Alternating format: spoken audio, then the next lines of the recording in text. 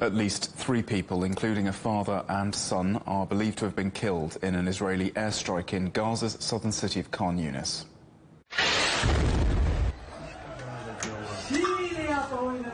It struck a building next to a United Nations school where dozens of Palestinian families have been sheltering. Many of them have been displaced several times from other parts of the enclave due to Israel's continuous bombardment. There was a house next to us the Israeli forces wanted to strike, and as you can see, our classroom where we shelter is damaged. I don't know where we'll sleep. We have 25 people in this classroom. Look how it's damaged, and our sleeping area. Where will we sleep? We don't know. We'll have to sleep in the yard. Meanwhile, in Israel, thousands of anti-government protesters have again taken to the streets, calling for an immediate deal to release hostages in Gaza. Many gathered outside the Prime Minister's private residence, demanding early elections. Our correspondent, Jonathan Regev, is in Tel Aviv for us now. Jonathan, are these protests having any impact on the Netanyahu government? I think that the answer is no. The protests do not impact so much on the government because the government is there on a strong majority of 64 members in the coalition, and that 64-member majority is still there regardless of the protests. Netanyahu has a very strong grip on his coalition with all of the turmoils that we've seen in the year and a half of this government before and after the war.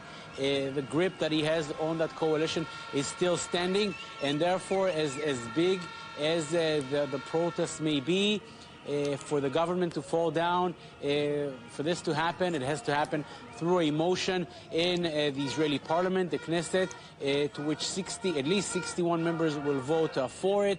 The opposition has 56 members. So far, we're not seeing any of the coalition members crossing the line, voting with the opposition on any of these motions. Therefore, I think that the answer to your question is no, and not a lot of effect of these protests, as big as they may be, on the government, which continues along this path. If we look at the past week, the protesters, of course, one more layer that they added to their protests is the fact that relations with the United States are deteriorating. Israel strongly depends on the United States, and yet Netanyahu came out with this a video of his saying that the U.S. is withholding some weapon shipments, and that, of course, was brought up by the protesters. Even that is not able, for the moment, to shake up the Netanyahu coalition. And regarding those tensions between the United States and Israel, what more do we know about the Secretary of State Antony Blinken's meeting with Israeli officials? We know that there is a great anger in the United States. The Americans are saying we simply don't know why Benjamin Netanyahu had to do this. Why did he have to come up with this video? And why did he have to do this at such a sensitive time? Israel does not only depend on the United States for the success of its campaign in Gaza, for anything regarding Gaza in the United Nations Security Council, with the Americans vetoing again and again and again any anti-Israel motion. Now, as it seems, war in the north may be getting close, and Israel would strongly need American support, not only on the diplomatic level, but on the battleground level as well.